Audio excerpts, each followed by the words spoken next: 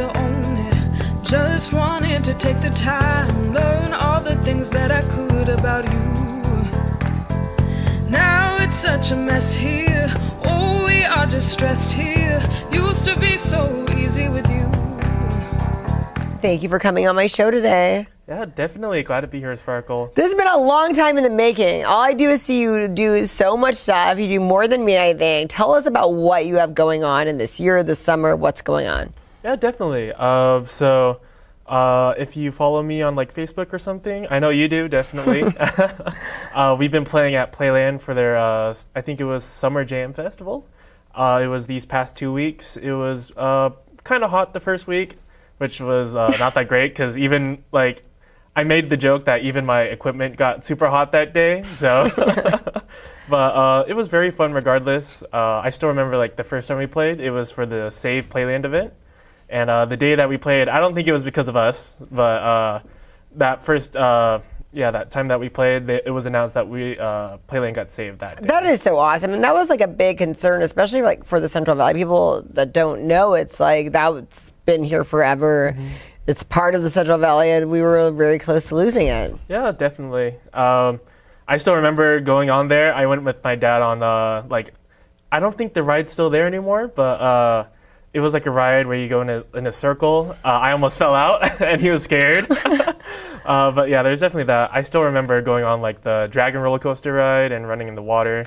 So yeah, it would have been pretty sad seeing Playland leave, but glad it's here. Oh my goodness, that's so cool. And so what else? You've been performing everywhere. Tell us more about where you've been performing at. So recently we've been performing at like local car shows. A few times we've played, or a lot of times we played at like the Fresno Fair. Did you play this last year at the fair? Yes, we did. Okay. Yeah, we played at the fair. I missed it. I didn't get it. It wasn't on one of the stages I was on, because I was working a lot with art too in that booth area. So you guys were in a different stage area, I guess. Yeah, we were by the, I think it was the Ag building that we were by. Okay. Yeah, that might have been why. Okay. So how was that? What was the turnout on that? It was pretty good. The fair always has a good turnout and stuff, yeah. I know one of the ones that was pretty big was Vintage Days. We always try to get on Vintage Days. And then upcoming for us, we have a few gigs in the Great Room shows. Where's that? I don't know. Oh, I'm sorry. I thought I knew everything. I guess I don't. Where's the Great Room? Yeah. We don't know where that is at all? I've played it there before. Well, is it in Tower, Clovis? Yeah, it's in... Okay, I was like... it's in Tower-ish? It's not in Tower. I just know... Downtown-ish? I think it's near Fresno State. Oh, it's somewhere in that area. And it's a club, bar, restaurant? It's kind of like a... It's kind of just like a room. It's kind of like a studio. Yeah. Do people get to eat or drink there? Yeah. Usually there's like food and drink there. Yeah. Okay, cool. But it's kind of like a studio layout. Is it open for everybody? Yeah, it is. Okay, so you'll say on your social media where that is and when you guys are going to be there. Yeah. Awesome. What else you got going on? And then one of the bigger things that we're going to do is play at the Orange County Fair. Ooh. Yeah, so we got invited to play. I believe it's August 17th. So you're going to stay there for a while. We might be there for a little bit. Oh my gosh, I'll be there around August 17th too. Maybe I can come and check you guys out. Definitely. Yeah, I have a movie premiere on the 18th in Long Beach. Okay, yeah. So I'll be like right down the street from you. Yeah, that works. Yeah. Wow. So how often do you like go outside the Central Valley? So we've been at the out of the Central Valley a few times.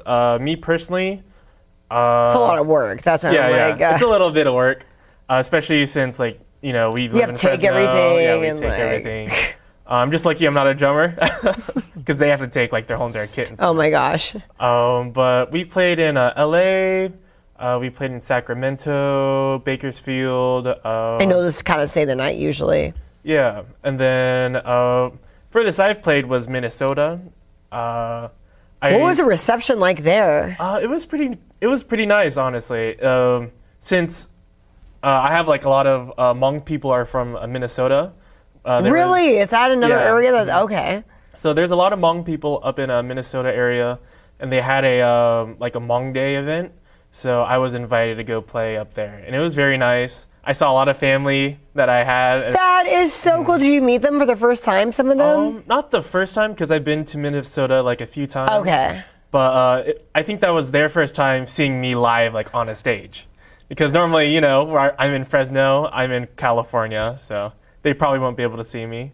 I saw a lot of Facebook friends that I've never met before, so that was also very nice as well.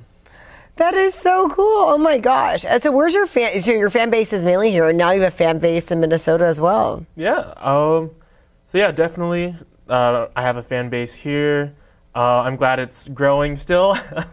And then, yeah, like you said, I have some friends and family in Minnesota. How long have you been playing? I've been playing since I was 10, so I'm like 19, almost going 20. My birthday is this month, so soon enough it's going to be playing for a decade. Yeah. That is so exciting. And then who mainly do you play with? So right now it's kind of off and on. You do a lot of solo work. Yeah, I do a lot of solo work. And then right now I'm also having like trouble finding band members that are dedicated and like want to stick around. I understand how that goes. So like right now we have a very talented drummer. His name's Luca. And a funny story about him is that we didn't have our drummer because unfortunately he was sick that day that we were performing. So we were using tracks, but then he just randomly showed up. We were playing at Porch Fest, so he was just like walking the porches. Oh, wow. Yeah, and then he just jumped in, and it was actually like we did very good on the show, and we invited him back, and then now he's playing with us. We do have a temporary bassist and like a rhythm guitarist, but we're still trying to find more permanent people in those roles. Is any of them going with you to the OC? Yeah, all of them are. Oh, that's good. So they are sticking around. Yeah, they're sticking around. They're just kind of busy with like other stuff and other bands that they're part of. So what are the main songs that you play and your main musical influences? So we mostly play rock, hence the name. Our band's name is Rock On. But we play like rock, hard rock. I'd say some of our influences are like Metallica. I'm really into My Chemical Romance.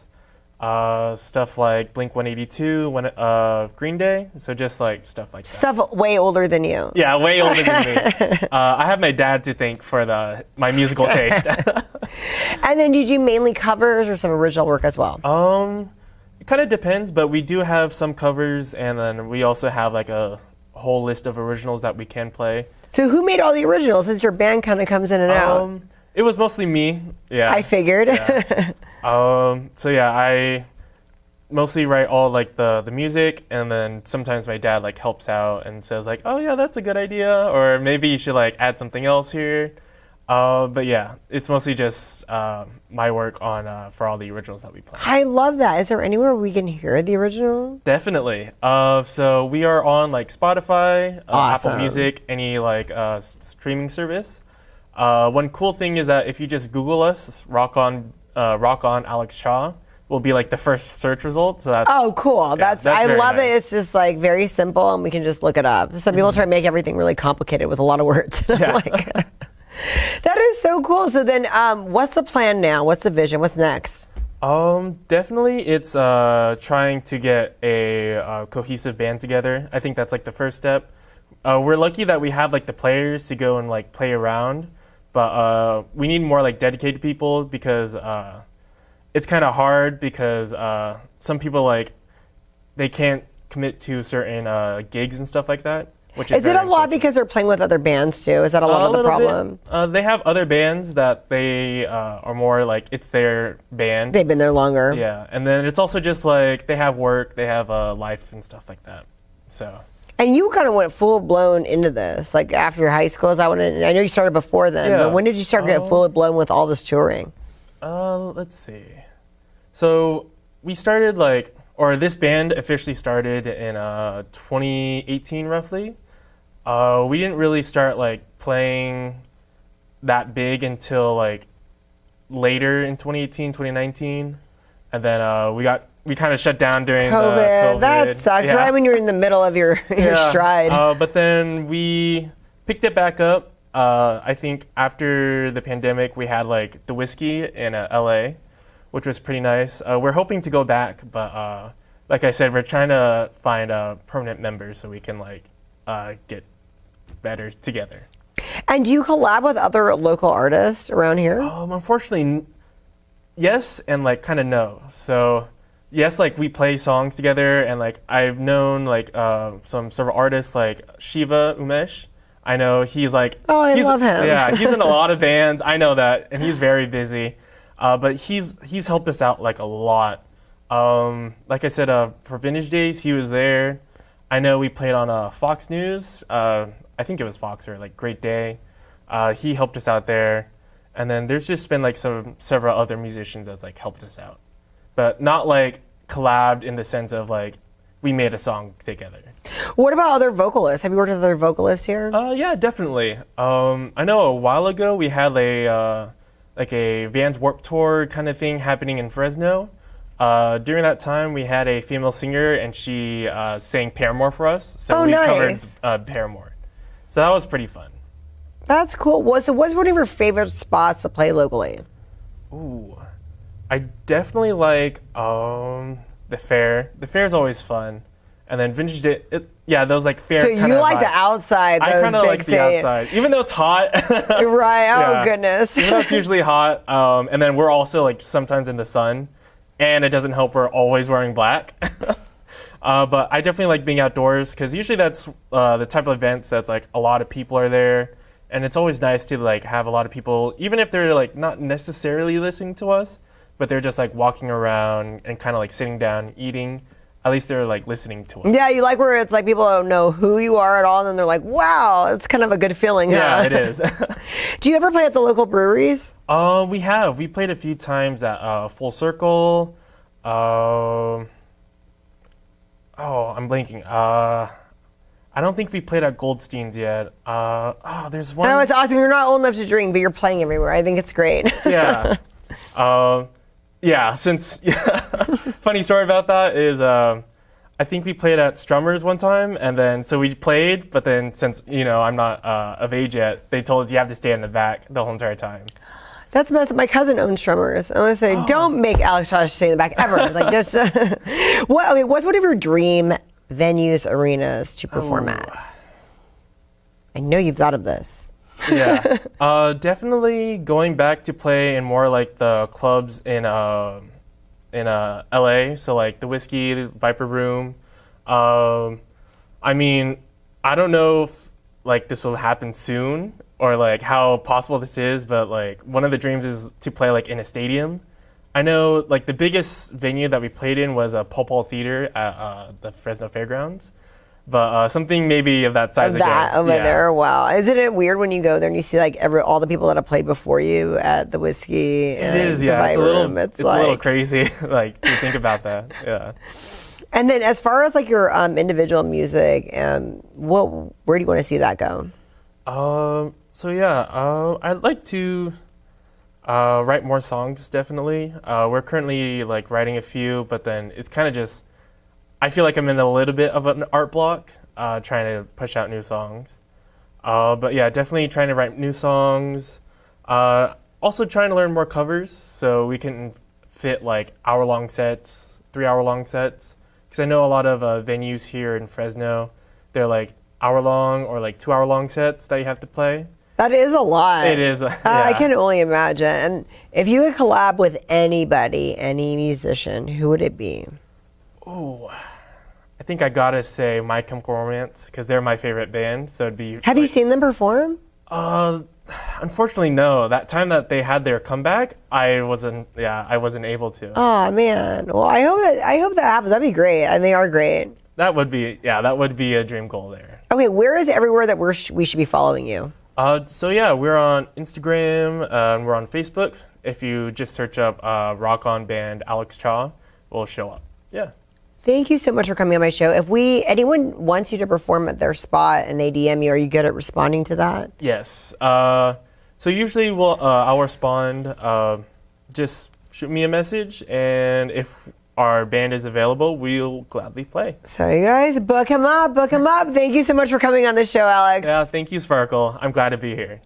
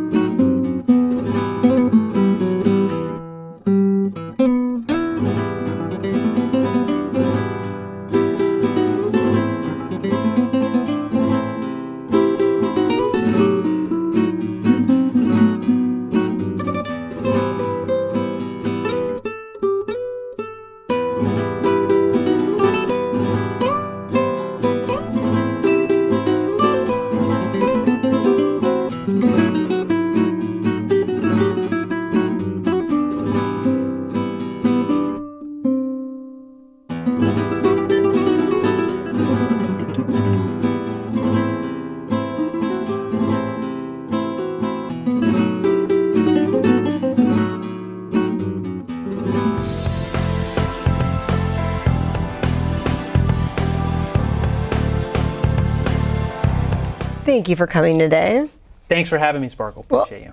Nobody knows, but we had our morning together. Yes. Tell our audience about what we did this morning. If you can imagine Sparkle doing cat-cow, just fluidly flexing her spine, it was just an incredible time. Thank you for coming. No, thank you. So that was really awesome. I typically just do hot yoga, which you're a big fan of. So what are all the kind of yoga practices you do? Because you do everything. Well, I do, it's called Kundalini Yoga. And it's been around for a very long time. But a lot of the yogas that we do out here in the Western society is mostly the cardio-based or exercise-based or fat-burning based. So a lot of the studios here within our region are focusing really mostly on that physiological, shredding of weight for the most part. But what we did today was called Kundalini Yoga, and it embodies the major areas of yogic paths, including the physical aspect that we call asana. It also embodies breath work or breath control called pranayama. Also, it leans into meditation or focus meditation, what they call dristi. It also leans into the subtlety, because the whole point of yoga is just relaxing very, very deeply. And once you feel that profound relaxation, then we start to really connect deeply and become very sensitive, like an antenna that receives messages of all lengths and of all depths. Sound, what they call nod yoga. So Kundalini Yoga embodies all of these. I love doing that with you, and I love the fact that, I got to bring George today, and he was skeptical about yoga because I wanted to take him to hot yoga, and then I saw there was like it was an hour 30-minute of the hatha class, and I was like, I can't start him on that. Like the one time that we both had time to kind of do one, and I was like, he's gonna die. He's not gonna do it. You're talking about the yoga class where you have to 26 postures and hold but there's either an hour one or an hour 30, and it's like an hour 30 is too intense for someone that never did it, and I didn't want him to hate it. Yeah. So I'm so glad we had to start like with this one today, even though you said it was advanced. Yeah. So Kundalini Yoga is all levels. Where the Hatha Yoga, maybe you go walk into a yoga studio. If you don't say, I've never done yoga before, and you just go in, they're just going to be like, all right, whatever. Like Hatha being very posture-based, and it can be very difficult, but also very simple in its own beautiful way. Right. Hatha, right? It's just, I'm a Hatha junkie. I love it. It's fun. But Kundalini Yoga is going to embody some of that physical challenging aspect.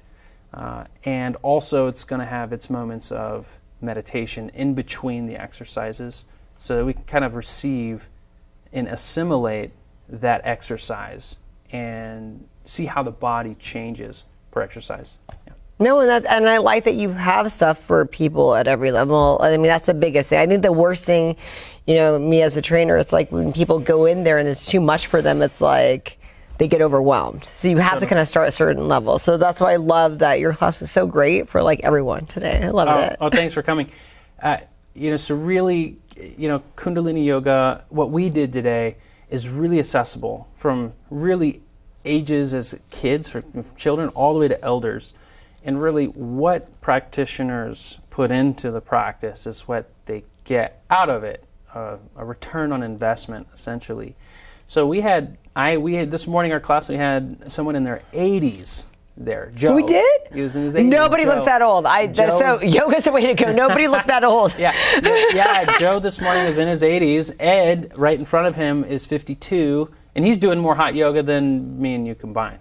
Oh, I bet he looked really good. Yeah. Oh my gosh. And so what really is a focus for Kundalini Yoga is that you don't have to have any experience. You just have to bring your presence. Walking through the door is literally 80% of the work. The rest of the 20% of that 60-minute class is just cherries on top.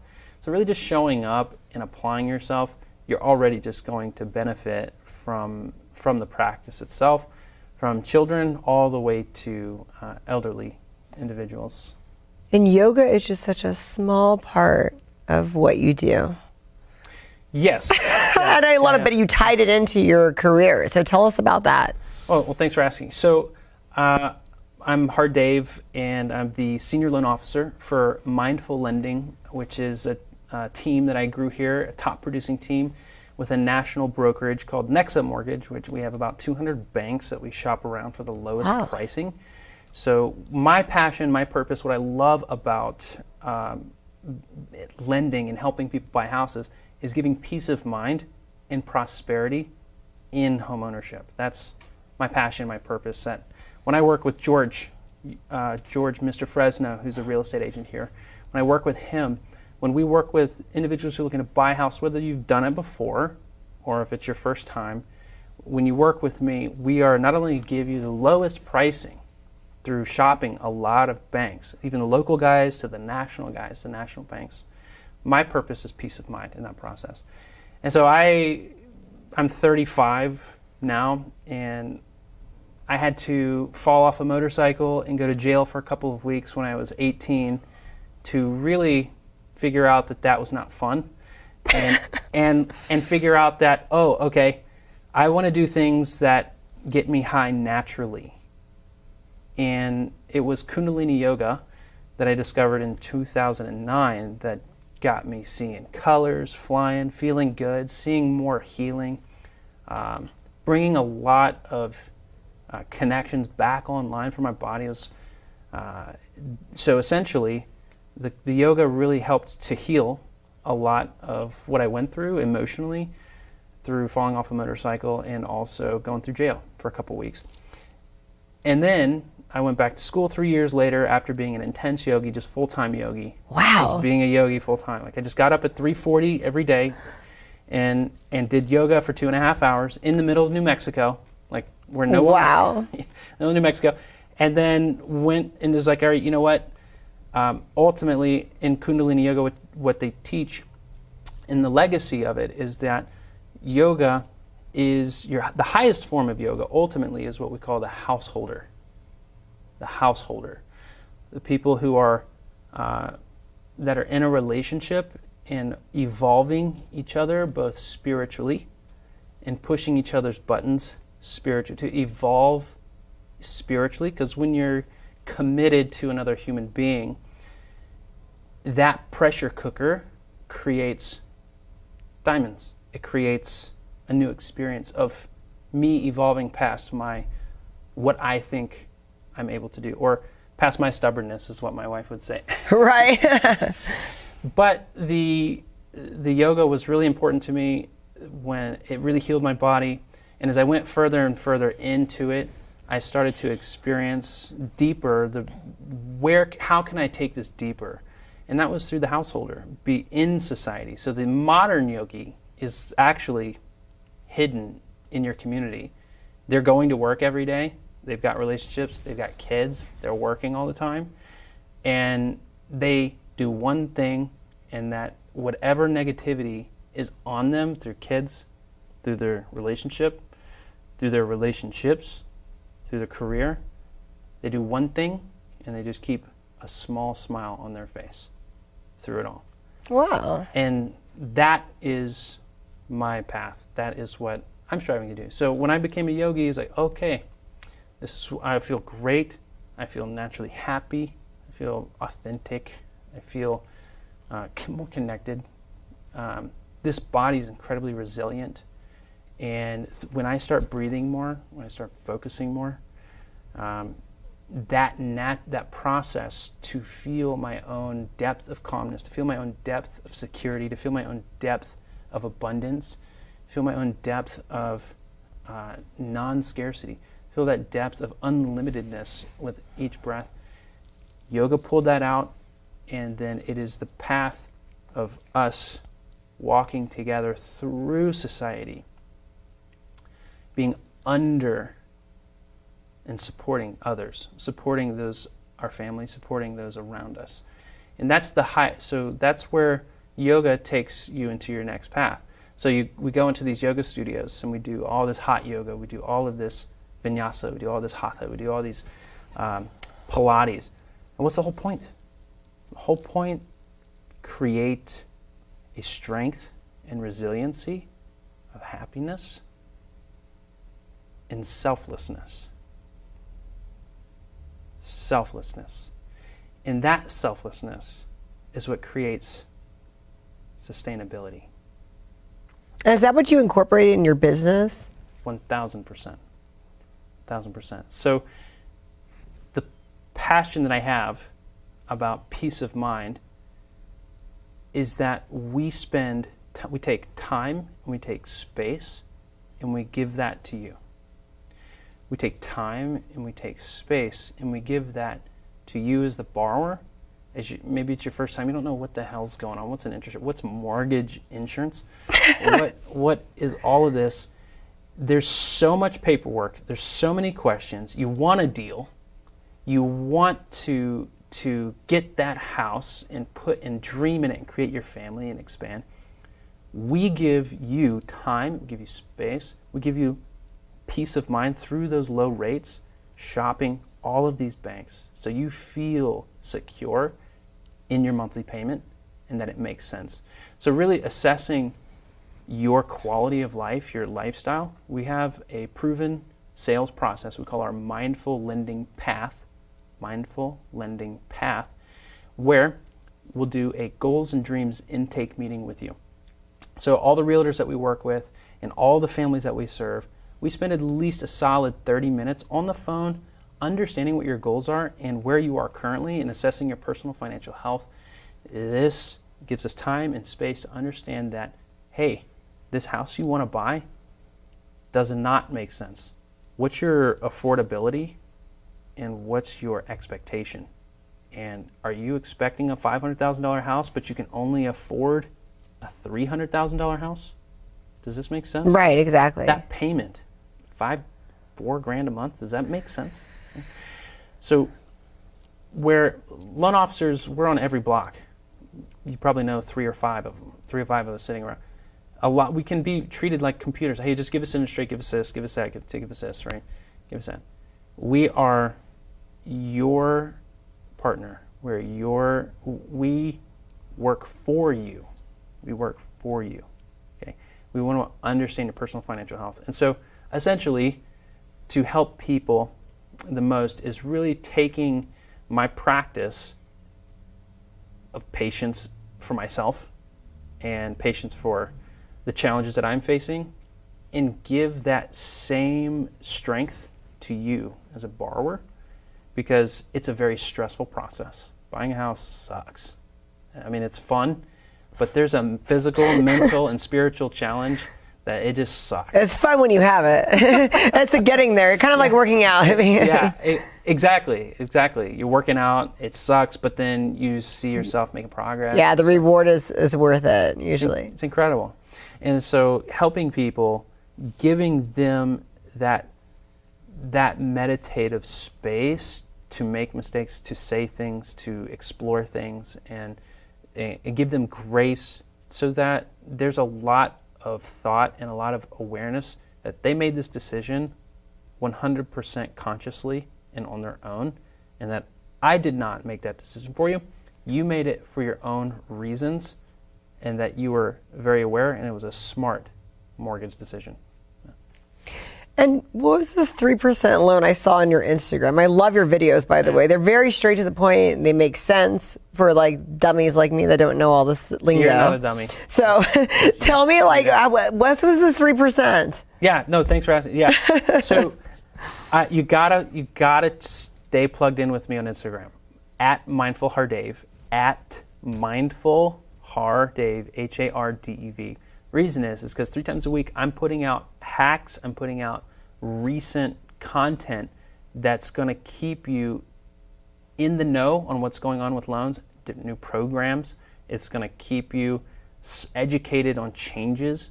It's going to keep you, I'm going to share with you tricks within the industry that are going to help you save a lot of money at Mindful Har Dev on Instagram. 3% is referring to the minimum down payment if you've not bought a house in the last 36 months or the last 3 years. So if you've never owned a house in the last 3 years, you have a first-time home buyer benefit called First-Time Home Buyer Benefit, when you haven't had a property or owned a property in the last 36 months. Wow. However, there has been, as of May of this year, 0% down, where you can buy a house without having to put down a down payment. There's only 2 fees that people pay in the United States of America when you buy a house. There's only 2: down payment and closing costs. Down payment and closing costs. Down payment measures your skin in the game, essentially, as a borrower. It measures your risk to the bank. Hey, if I put down 3%, the bank's going to put down 97%. So you have 100%. 3% is your first-time home buyer benefit if you have not owned a house in the last 36 months. Now, because you watch my Instagram, there's a new loan program, great loan program, 0% down, and you have to be a first-time home buyer, meaning you cannot have owned any property in the last 3 years, and then you will be able to qualify to get that first fee waived of down payment. Down payment, 0. So you won't have to put down any down payment. The second major fee is closing costs.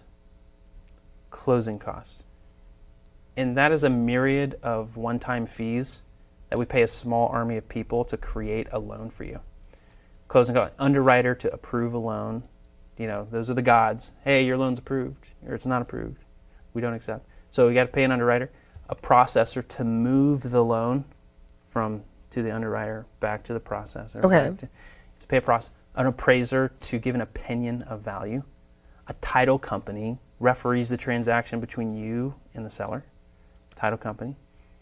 Then we have to prepay some taxes. We have to prepay some interest. We have to prepay some insurance on the loan. So all of these one-time fees we call closing costs. It's a one-time fee.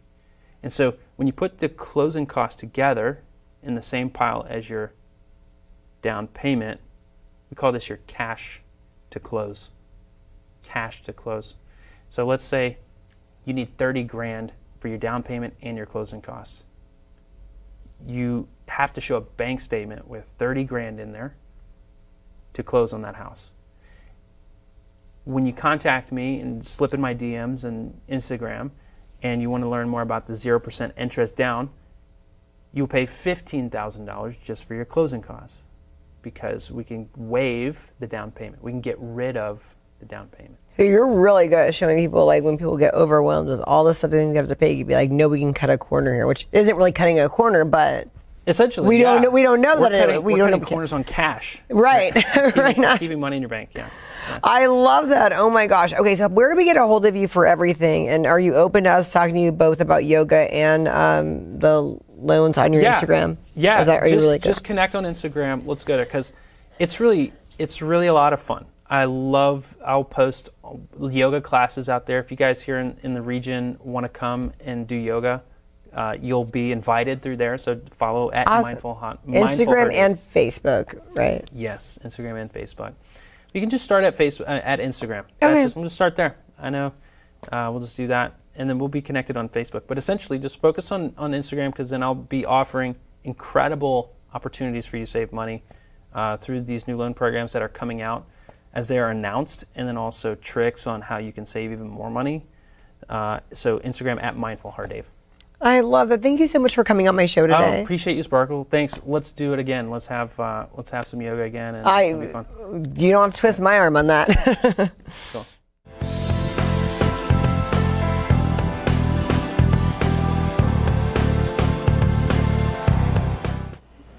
Hi, Michael. Thanks for speaking with us today. Of course, thank you for having me. Okay, so tell our viewers about your project.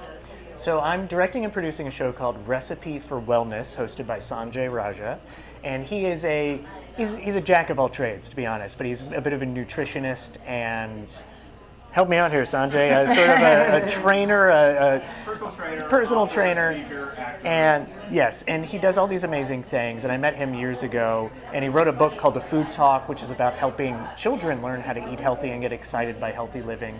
And he just really inspired me. And I'm not even a big health nut. I just saw his approach as being very down to earth and motivating. Yeah, that's a good way to put it. And we developed a show together, and now we're doing it and learning a lot from various people in the health and wellness world. Well, as a personal trainer, I love that. I totally vibe with that.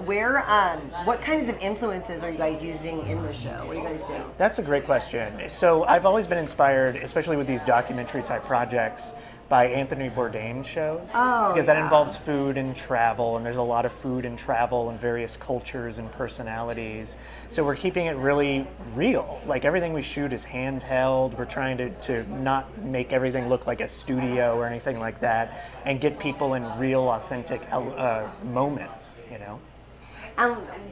Who's in it? What is the cast like? Because this is almost documentary. It is documentary. Okay, so who are you guys going out to and reaching out to? So the best way to answer that is just to say generally it's a lot of professionals in health and wellness. So it's doctors, it's trainers, it's healers, it's yogis or yogas, yoginis, as I've learned. I haven't heard that, and I love yoga. Really? And I'm looking at Sanjay off camera just because he remembers. I've never heard that. I like that. I'm going to start using that. Absolutely. Now. So it's just a variety of people that are experts in various health and wellness, and it's a lot of. We started this as more of like nutrition and fitness, but it's become much more like mental health, inner beings, and sort of spiritual health as well. Wow, that is cool. And you do a lot because you have a history in acting and directing, so this is a little bit off the course. It is, but at the same time it's not, because I like telling interesting stories, and I started working in documentary television a handful of years ago and realized I liked it and I really loved it, and it's just finding good stories and good people, and no matter what the focus may be, it's just, you know, a good story. A good story is a good story at the end of the day. So you wrapped up season 1. What do you have in store for season 2? That is a good question. We're still working on that, but we do know we want to go international. There's a plan to go to India, where Sanjay's originally from, but we want to travel a bit more and just bring in even more specialists. What was one of the most fascinating things you learned in this process that you were like, wow, I'm sure there's so many when you really dive deep into it, but what was something that kind of blew your mind?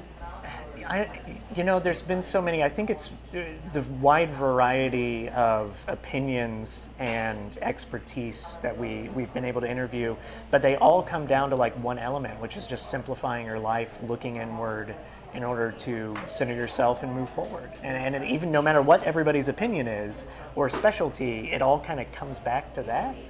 And yeah. Did you find that it was easier than you thought when you heard all these specialists and that living a healthy lifestyle was easier than you originally imagined? Like, oh, this isn't that hard. This is something everyone can do. Did you figure that out, or it was like? Yes. I think yes is kind of the simple answer. But again, it kind of comes back to Sanjay, who hosts the show. One of the things I liked about him when I first met him is his approach to healthy and clean living is very simple, and that's the way I always kind of viewed it. And someone put it there for you. You're like, I thought that, but now someone's saying what I've always thought. Absolutely. It's just being kind of knowing what you want and keeping it simple and going that way. And that's what you've done your whole life, because you have a pretty impressive resume. You started acting very young and studying theater. Tell our viewers a little bit about your background. So I started as an actor in theater, but I always wanted to be a filmmaker as well. And I moved to Los Angeles when I was 18 after studying theater. And the way I always put it, which people can get mad at me for, but I always say I'm always trying to be a filmmaker instead of just saying I am a filmmaker, which is something I learned. No, I learned that during the show. I am a filmmaker. Don't say you're trying. But the reason I say trying is because it's always an uphill battle. And the most I know super famous, exceptionally successful people in this business, and all of them feel like they're still waiting for a break. And I was like, what are you talking about? I wish I was where you are. So it's always an uphill battle. So I think it's just a matter of finding a passion project or people you want to work with, and just push that as hard as you can. I don't know if that answers your question, but no, it doesn't. I mean, I don't know how much you want to tell everybody, but what you were telling me earlier was so awesome, because this has been in the works for so long, and I love that you guys were motivated and just kept at it. So it's been over 10 years in the making, kind of. Maybe about 10. You kind of forget, especially with COVID in the middle. I kind of forget time. There was a lot of setbacks. You had the writer's strike, you had COVID, you had a lot of, everything got thrown at you. Everything got thrown at us, but we managed through it. But it's just passion projects, and I think the people that can survive in this industry, just if they put their passion into it, it'll eventually get made. But things take time. Things take time to make it. It takes time to make a show. It takes time to make a movie. So you just have to be willing to commit yourself to it. Well, let us know, where can we follow you, and where can we follow the show? What's the social media so we can stay tuned? So the social media is at Recipe for Wellness. That's my helper off camera saying that. At Recipe for Wellness on all the socials. And myself, I think I'm at Real Michael. I'm terrible at social, but I think I'm at Real Michael May on Instagram. Are you That's the good only one I at use. telling us when things come out and stuff? You said you're terrible, but we're gonna follow you. When things come out, I'm good when they come out. Okay. I'm not good at the sort of Okay. spaces in between. We'll but cut you some slack on that. Thank you. Thank you so much for speaking with us. I cannot wait to watch this. I'm really excited because that's my passion. So Well, thank you so much. No, thank you.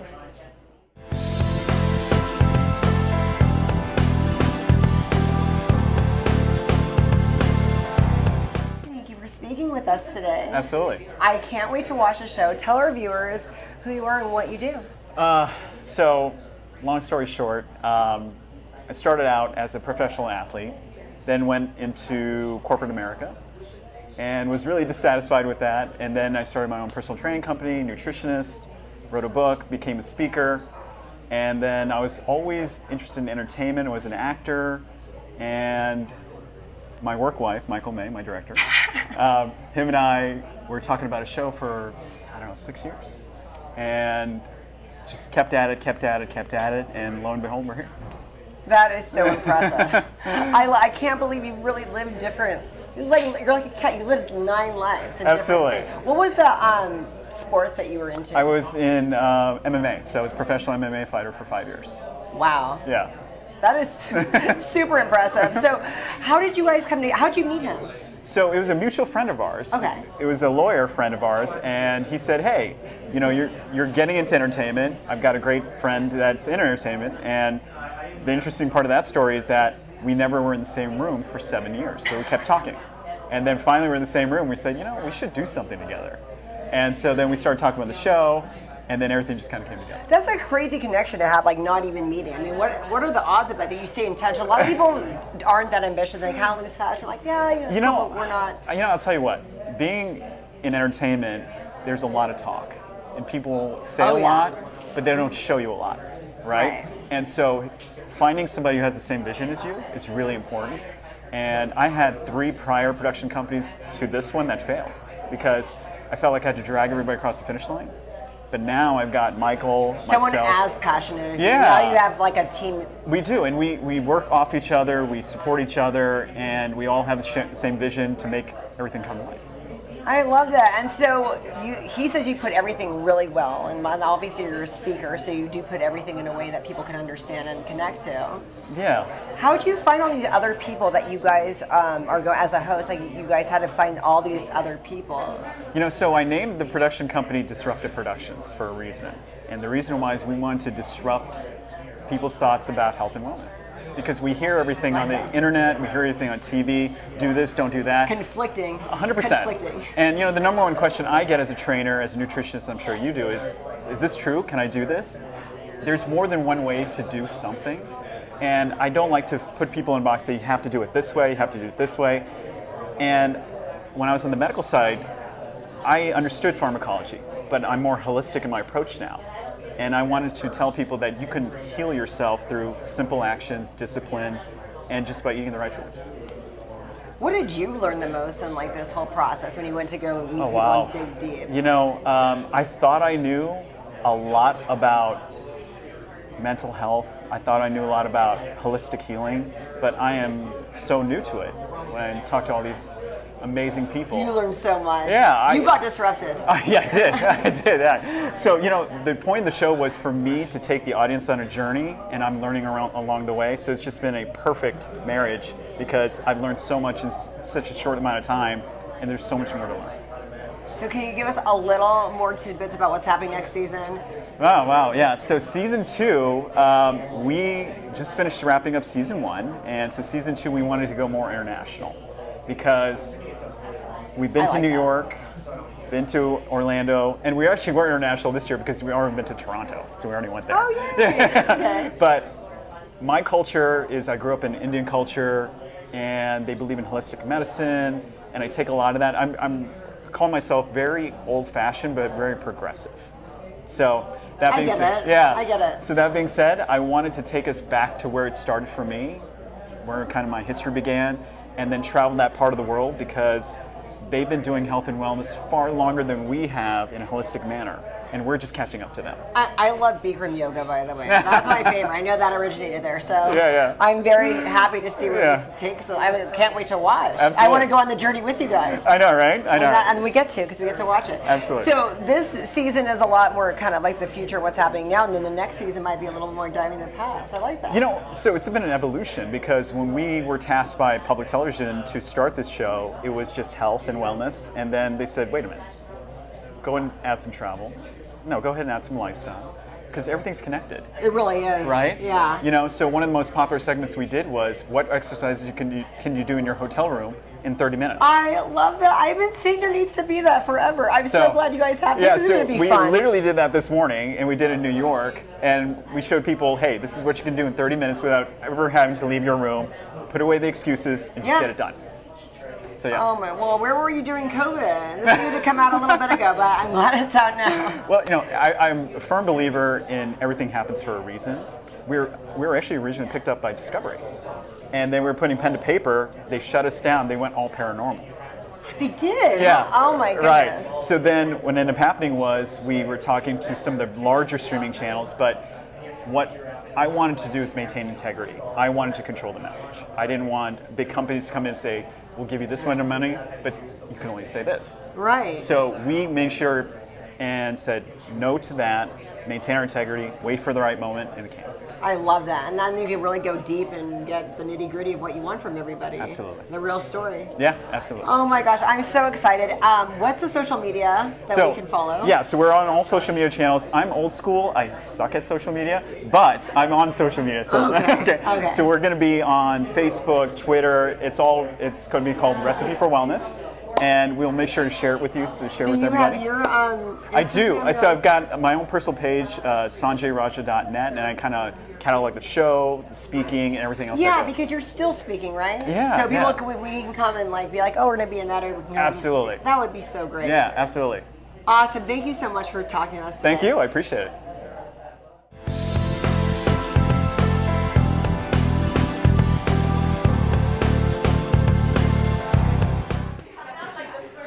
Samantha, it was so good to meet you, and we had a great time. You got to tell our viewers who you are and what you do, and where to watch you. I have a new TV show called Divine Life Transformation, and I show people how to transform their life through powerful principles of the Bible. And you know what I love about it is that you're going on the road, you're doing things. A lot of times shows like this, religious shows, someone's standing up in front of a church and doing that. I mean, this is fun and interactive. You're really going to grab some attention. What made you decide to go this route?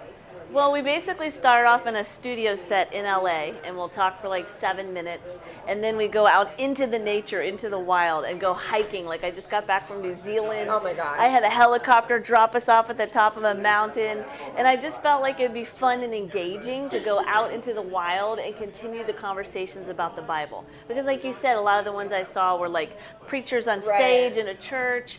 And I just wanted to pull people in, but inspire them, because God's like totally changed my whole life, from food addiction, drug addiction, domestic violence, just so much stuff I've been through, and the Bible was the source to fix it all. Wow. And then, you have a unique story. Your husband of many years died of, a few decades, and then you lost all of your businesses due to COVID. So that's crazy. And then, so what motivated you was like, I can do this. Tell us that story. Well, so I had 5 personal training studios in Florida, and COVID crushed my business. And in the midst of that, my husband of 29 years died, and he was in the best shape of his life. And it was just a whole, who am I now? Like, I've got to totally recreate myself. My business is gone. My husband is gone. My dog died. My chameleon died. My cat died. I mean, it was like everything I love around. chameleons. I loved I'm sorry. it. That was such a sidebar. Oh, I know. He would sit on my arm when I would drink my protein shakes in the morning. And, so it was like everything around me was crumbling. But yet my relationship with God was solid. And that's the only thing that kept you through it. Kept me sane, kept me not losing my mind, didn't go back to drugs, didn't go back to sugar or, food issues or You anything still like are that. off the sugar though? Oh my gosh, girl. This girl puts me to shame in so many No, ways. yeah, I she's don't. like, where's your dessert? I'm like, I don't eat sugar. No, I used to be a big sugar addict, and I overcame that, and I'm like, I'm not messing with that stuff anymore. So the whole point of the show is to engage people's minds, to inspire inspire them, but I love going out and hiking. And it was actually very therapeutic for me because when my husband died, I just left my company for 4 months and I walked away from everything and I just went out hiking and it just was so therapeutic to be out in the nature and so it was just the That's idea. what Jesus did, right? Yeah, right? He would get alone and pray and, all kinds of stuff. So I don't know. I didn't even know where the idea came from. I just went out there and just did it. And all of a sudden now the show launched at national television and you can access. What's your time slot? It is on Thursday mornings at 8:30, but you can see it on my YouTube channel. I put all the shows there so people can find it. But who are you? What company are you in on your channel? So TCT is the network. It's the biggest Christian broadcasting network in the world, and then the Pray app has over 3 million viewers a month. So it all launched there 3 weeks ago. So it's just so exciting. And then Joyce Meyer, I'm right around, some really, really popular preachers. So like we just did a topic on how to activate your God-given self-control. Like self-control with food, alcohol, your body. Like take control of yourself. Don't act like just impulsive and just jump on anything that you see. I love that. I cannot wait to watch, girl. Thank you so much for coming on my show. Where can we go? Tell us how to follow you on all the socials and see what's up. Best place is go to divinelifetransformation.com and you'll see my YouTube channel on there and you can see all the replays of every show I post every Saturday. I love that. Thank you so much for talking to us today. Yeah, thank you.